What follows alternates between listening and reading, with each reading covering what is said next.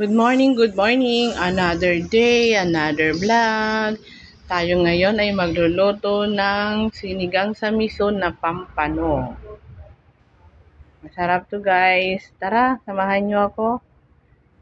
Ilagay lahat yung isda, yung kamatis, sibuyas sa isang kawali, luya, siling berde, asin, pakukuluan lang siya sa katas ng kamatis.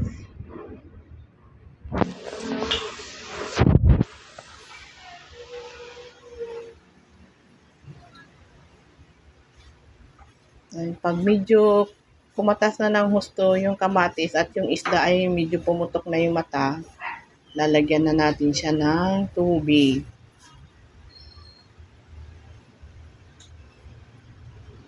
Yan yung sabaw, tubig. Lagay na rin natin yung mustasa, sitaw, talong, okra. Sama-sama na siya.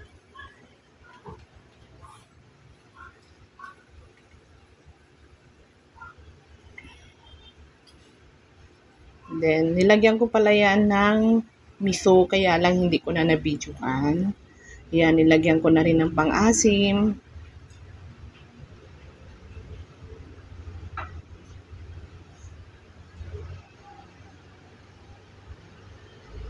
Patis.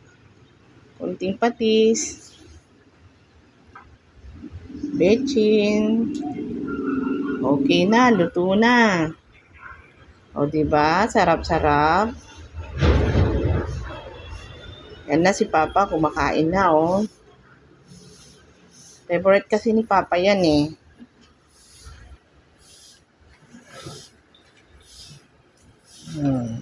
Thank you for watching.